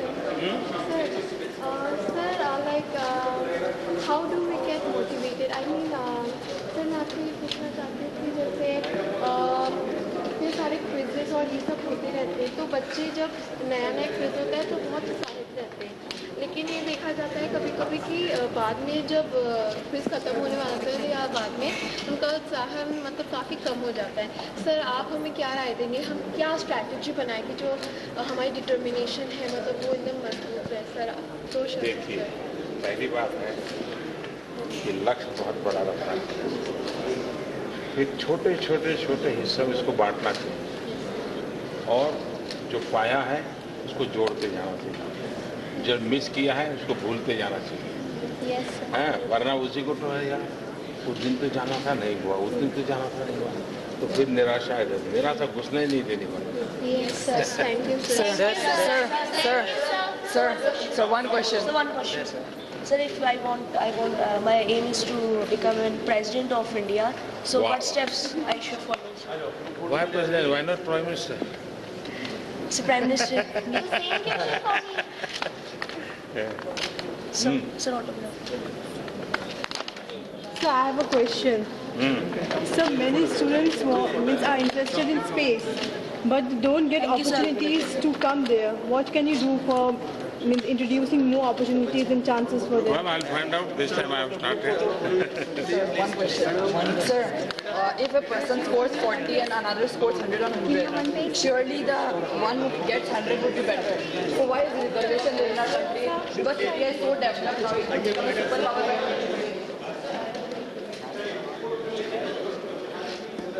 Right, so an interesting interaction between the Prime Minister and students over there. You're telling one student that, look, you know, I mean, there's a path ahead, and, you know, if you keep thinking about failures, it really ends up affecting you, and you need to move on. Let's go across to NDTV science editor Pallav Bagla. Pallav, at 2.1 kilometers altitude from the surface of the moon, the lander lost communication with the ground, is what Mr. Sivan, the chairperson, had to say. Anything else that you're getting? No, we are not getting anything more from inside the Mission Control Center, but what it seems is they've lost communication, but they're still hoping that at some point it may resume communication. But the mood is not looking good, because the Prime Minister himself said, I am with you, let's wait and watch, let's see how it goes. But as of now, it seems the mission has not gone as per plan, and the Vikram lander, when it was 2.1 kilometers above the moon surface, something went wrong in the communication system, like Chairman of ISRO said, and they have lost touch with the lander. That is what we heard last, that the communication between the lander and the orbiter was on, which is what the mission director Ritu Kadidal had announced from inside the Mission Control Center, till Dr. Sivan came on and said 2.1 kilometers above the moon surface, they lost the communication link. And we do not know how the lander has done. But Vishnu, let me add here, this is not mission failure for ISRO. This was a three-part mission. There was the Vikram lander and the rover called Chandrayaan. If something has gone wrong, that has gone wrong with the Vikram lander and the rover. The orbiter, which carries 6 scientific instruments, is already in orbit around the moon and is already performing its functions. And that is one big achievement for India. If the soft landing has not gone as per schedule, I'm sure ISRO will come back at some point with a better option on how to go ahead with this. But one should remember, this was the maiden attempt by India for soft landing on a planetary body. And more than 50% of the missions which have attempted soft landing have gone into failures. Earlier this year, the Israeli mission in April, somewhere along the same lines, kind of failed, and their failure was analyzed to be as the main engine having failed at some point during the descent. In India, with the Vikram lander, what has happened, we will get to know much later. Whether it's a lost cause or it can be retrieved, I think we need to wait and watch. But things are certainly not looking good for the Vikram lander and the Chandrayaan rover. The orbiter, yes, it is in orbit and it is functioning well. Yeah, just a hypothetical question. Since communication appears to have been lost, it quite clearly has been lost. And is there any possibility of the orbiter using its cameras, which are very high resolution, and since we know exactly where the lander was supposed to touch down, for pictures to emerge? Certainly, at some point pictures would emerge because the orbiter was placed in an orbit from which it could take pictures of the lander when it landed. So the orbiter would certainly send back pictures at some point of the Vikram lander on the lunar surface. We can certainly say that the Vikram lander is on the lunar surface. Whether it has arrived in one piece, whether it has been a soft landing, or whether this has again been a hard landing on the moon by India is something we are still awaiting the data for. Recall, in 2008, India sent Chandrayaan 1 to the moon, and at that sent down a moon impact probe. And this time also, we have sent down a probe onto the moon surface. Definitely, Vikram lander is on the moon, but whether it is alive and kicking or it is dead, we really don't know at this stage, because the communication link was lost 2.1 kilometers above the lunar surface. Is there any way of knowing, Pallav, how long this analysis can take? Are we looking at days and weeks, or are we looking at maybe a matter of hours before they get some sort of idea? Well, whether it has been successful or not, we should know in the next few hours definitely. The mood which came out after the Prime Minister left the place did not give an impression that things had gone as per copybook or as per schedule which he had planned. He did not give his address to the nation as was planned. He left by speaking to the scientists and he said, "I am with you, aap himmat rakhiye." So that is what we heard from the Prime Minister. Then he went and interacted with the children. Again, his mood was not particularly upbeat, but it was not totally downbeat either. So there is still some hope, but I don't think we can say that mission successful, at least for the Vikram lander and the Pragyan rover as of now. All right. Let's just quickly get a couple of reactions. Professor Dibyendu Nandi with me and Alok Chatterjee with me as well. Mr. Chatterjee, this has not gone the way that we were really hoping for all through the evening and for the last several months. We don't know what has happened as yet. We are hoping for a miracle. On the basis of what you have heard so far, what do you believe may have happened? Okay, I mean, from looking at the telemetry data, so far it seemed it was following the trajectory precisely. But I think probably would have happened is that the engine, the center engine, could have malfunctioned or not worked off. That's one. Secondly, it could have landed, but if for some reason we lost communication. So unless we wait and analyze the results, data, we cannot for sure what has happened. Yeah, that's the way I feel. Okay, Professor Nandi, your thoughts about what happened. I tend to, from what I understand of all of this, in fact, let me bring you in. Couple of possibilities over there. Number one, telemetry was lost. It's a fairly catastrophic communication failure at a very, very critical stage. And secondly, that it's crashed onto the surface of the moon because the engine hasn't fired the final stage. That's essentially what we're looking at. Yeah, right? but look, if the communications had failed and everything else was going all right, let's assume that communications were okay. Yeah. Then if the rockets had misfired, or if the 4 rockets had not shut down and the central rocket not started firing, you would have seen the data reflecting that. Acceleration of the lander, it actually accelerating so that it's not making a soft landing. Yeah. You would have seen that. We didn't see any of that. Yeah. What we saw is a loss of communication. Correct. So we just don't know what happened after communication was lost. Yeah. That to me is what we know. We know that communication was lost and nothing else. That's right. That's what you're saying. That's what we know as of now, because communication, had it continued, then we could have said, yes, the acceleration was taking place, it was not working well, the rockets didn't fire properly. It was working flawlessly. It was working flawlessly till 2.1 kilometers. Right. Then for me to think that both the communication and the landing systems and the rockets failed at the same time is a bit... unless it crashed, in which case both would fail at the same time. Well, if then it would, you would have seen the last bit of telemetry beyond 2.1 kilometers till 0. Which we haven't picked up. Which we haven't picked up. That's important. Because that would have shown you it's accelerating, it's at speed, and it should have hit the surface by now, but it was doing 38 kilometers. Mr. Chatterjee, you want to come in on this? I think this is an important point. We need to understand this. Let's look at what we know and what we don't know. What we know is that communication was lost. We know that it was lost at an altitude of 2.1 kilometers.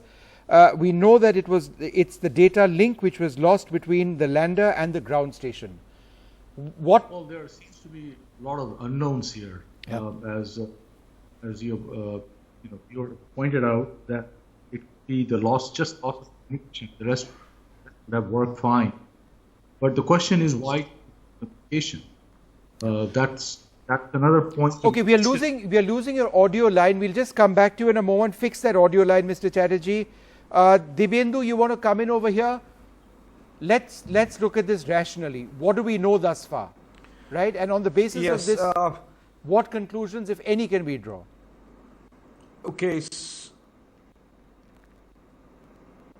Okay, if you look at the height time plot, there's something at the end which didn't look right. I mean, I think there was a rapid fall in height. There's an increase in vertical velocity, which looked unplanned, which sort of looked like a deviation from the planned trajectory. And we are also sort of receiving on the internet sort of suggestions from Australian radio telescope, which are not very nice in the sense that it seems to have picked up some wriggles at the end at the same time when there was this deviation which was observed, and there was a loss of signal from this radio telescope as well. So I mean, the signals are not great at this point in time is all I can say, I think. Yeah. There's this tweet which has come in from the Prime Minister just now. India is proud of our scientists. They've given their best and have always made India proud. These are moments to be courageous, and courageous we will be. The chairman of ISRO gave updates on Chandrayaan 2. We remain hopeful and we will continue working hard on our space program. So again, at this juncture, perhaps the Prime Minister hasn't been briefed more than this. We saw the chairman of ISRO briefing him. But I just want to probe you a little bit more on this, Professor Nandi. These were Australian astrologers who were actually who'd homed in on what sort of data were they getting that they could draw that conclusion? Astronomers. On what basis could they draw that conclusion? Or if even if it's not a conclusion, you know, I mean. Yeah. So I was looking at some tweets, and these are all preliminary. So I would suggest that you treat them with a bit of pinch of salt. But signals are coming in from other observatories, and people who sort of make a living out of this are sort of interpreting this to imply that something happened that was not planned at the end of the descent. Sure. Could be engine not firing and a possibility of a crash landing as well. Yep. But I would say that we should not jump to conclusions before ISRO finishes the full analysis and comes back with something that is we can rely on. Yeah. Just the point that you were talking about. If communications was lost, there would still be telemetry, right? That's right. Telemetry operates from a separate channel. Yeah, but if the communication link is gone, then we wouldn't know the telemetry data. It may have got transmitted back, but if it had been received by ISRO, ISTRAC, we would have heard about it by now. Right. So the way it works is telemetry data goes directly to ISTRAC, right? That's right. But what they are saying apparently is that the link seems to be severed. Live. No, the link seems to be live, but there was no transmission of data. Now, what that means, why that happened, we don't know yet, because I heard the mission director, the lady saying the link is active. Yes, I heard that, yes. Yeah. So, there's a problem with the communication, we don't understand what, but there was also, which you and I, when we were watching that curve, there was a blip in that. Oh, there was a wiggle in that curve as well. But still well within the margins. Well within the margins, but there was a wiggle. Yes, there was. So that is still a matter of concern, obviously. And but as I said, I think we need to wait till we get a little more analysis, because at this point we don't have sufficient information to draw any more firm conclusions. Yeah. Let's just listen to what the chairman of ISRO had to say. Let's just listen in. This is Mission Control Center. Vikram lander descent was as planned and the normal performance was observed up to an altitude of 2.1 kilometer. Subsequently, the communication from lander to ground station was lost. The data is being analyzed. At this stage, we don't want to get ahead of ourselves. We don't want to call this mission a failure, because we don't know beyond the little information that's been shared, and information will be shared progressively. All we know is that telecommunications was lost. So what are the possibilities here? Let's be very frank. The possibility is that it crash landed onto the surface of the moon, but that data link is still there somehow or the other, so it could be a damaged spacecraft, number one. Number two, the spacecraft did not slow down enough and it's been destroyed in the process, and that signal could be a false signal or an inaccurate signal, or that's another possibility. Thirdly, it's made it absolutely safely onto the lunar surface, and that there is at this juncture a failure of communication, and therefore the next steps would carry on, because this system works autonomously, and at some stage we would get evidence of that. I think these are the three basic points that we have at this stage. The last possibility that you mentioned is the wishful part of it. We hope that that's what it is, but signs seem to suggest that something's gone wrong. Yeah. And that wiggle worries me a bit in the tracking. Which it corrected itself, though. I mean, it came back right to the middle of the plot. Right. So and it happened at the end of the rough burn, right? So it's rough. Yeah. The fine burn had already started. The rough burn had stopped. Did you notice the fine burn starting? Yes. And we heard the applause when of that the started. End of the rough burn, and the start of the fine burst. After that is when we don't know what's happened. But the worry is that even at a height of 2 kilometers above the surface, and the fine burn, if it is malfunction, 2.1 kilometers for the lander to travel at distance means there's a crash. Yeah. Unless you're able to control that descent at that stage. So we don't know whether the fine burn was working all right or not. Yeah. And that's the other worry. So the fine burn would be what? Separate engines? No, it's the same engine, but working at a lower power. Output, yeah. Dr. Srimati Keshan, you're back with us now. This is not looking very good. Any thoughts that you may have at this stage? We all want to keep our chins up, but we're also we've also had a lot banking on this mission. It's a big question mark. I don't know. How do you react to all this? Well, that's science, I should say. I mean, it's a make and break, you know. Yeah, testing and trial. I mean, it's a huge mission.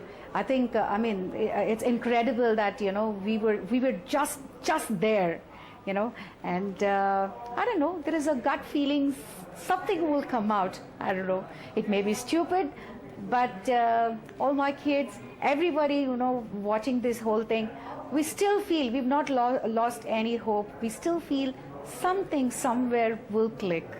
Just like probably the cryogenic, it's too much, I know, but just like how we had the, you know, immediately we could rectify and we had a good launch. Similarly, probably there'll be something, and you know, we all cross our fingers and wake up, lander, wake up. You know, that's what we wanted to say. Don't give up. Don't give up. Yeah, that's what we want to hear. Absolutely. Alok Chatterjee, let me come back to you. You know, your thoughts about that last, you know, phase, or that loss of that strange signal that came back. You know, everybody thought that okay, fine, it's not worked out. There's been a crash, but then there was that bizarre signal which came back, very loud and clear. That data, the signal exists between the lander and the ground station, but then that seemed to have been contradicted by what Mr. Chairman Sivan of ISRO said. So if you look at the plot where you saw the wrinkle, at that point, I think the telemetry coming out of the lander may have stopped. Yeah. Okay, and until that point there was telemetry, and so if we analyze that telemetry, which I think ISRO is doing, you may find some indication of what happened. I think that's important, is to analyze that last set of telemetry data you got, and decide what really happened, and that may give you some indication as to what happened. But the terminal phase, which it really was off the normal. Obviously, it was not following the red, the planned trajectory. Something happened, and it got off after that wrinkle. Although it tried to get back, but eventually, I think it was not there. Till we got the telemetry. So that last telemetry may tell you exactly what happened. There are hundreds of telemetry data that comes down, including the engine, including the sensors, including all the subsystems. Where did it fail, or where did it? Let's just try and play out this video of the last few moments. आंकड़ों के निश्चितता के लिए हमें थोड़ी प्रतीक्षा करनी पड़ेगी.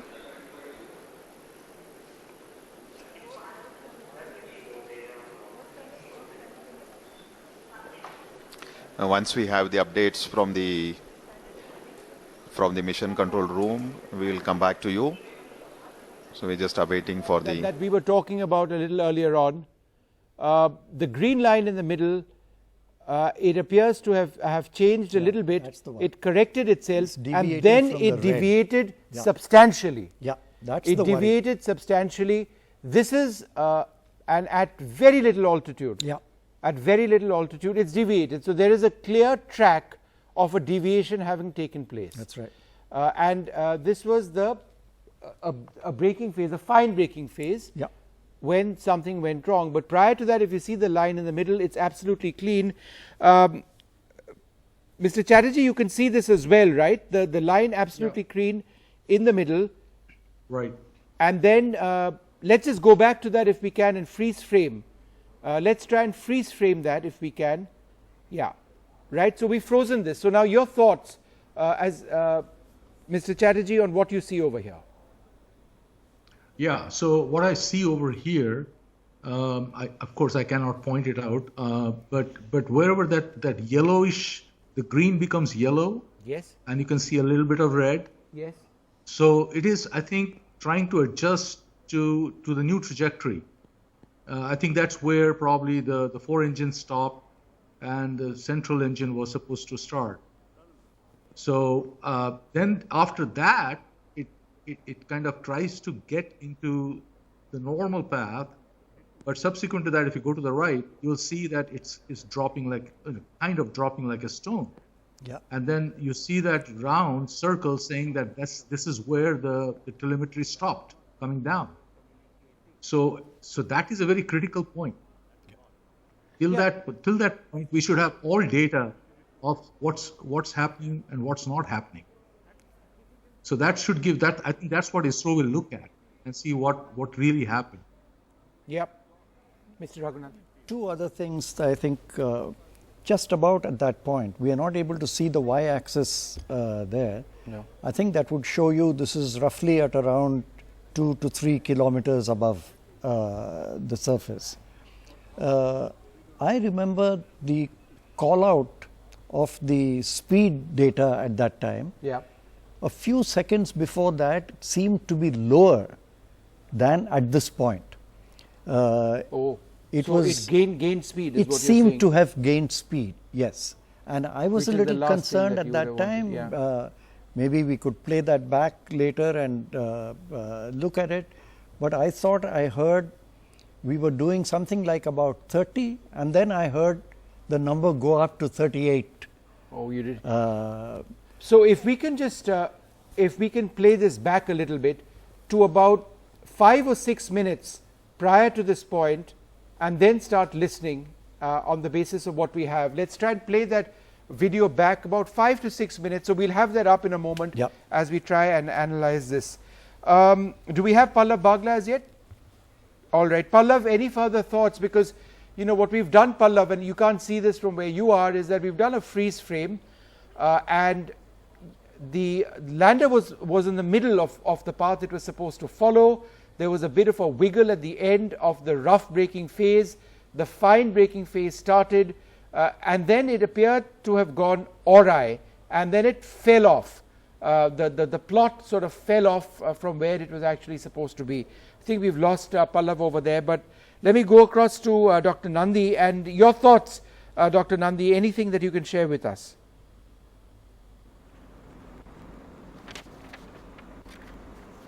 Yeah, so I was incorrect. It's not an Australian telescope. This is from the Duinglu telescope in the Netherlands. What they sort of are seeing at the same time that we sort of lost contact with the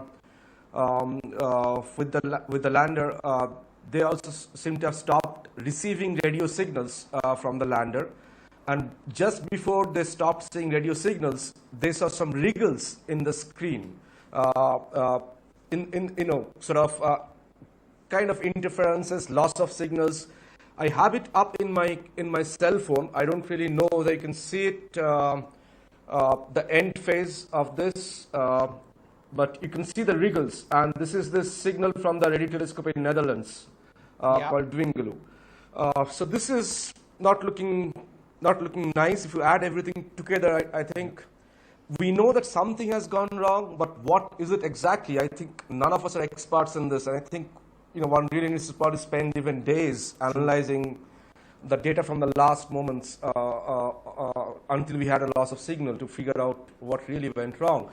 Let me just say that and I think I said this before, that space is hard, and less than 50% of missions which have attempted to soft land on any place outside of Earth has actually made it, right?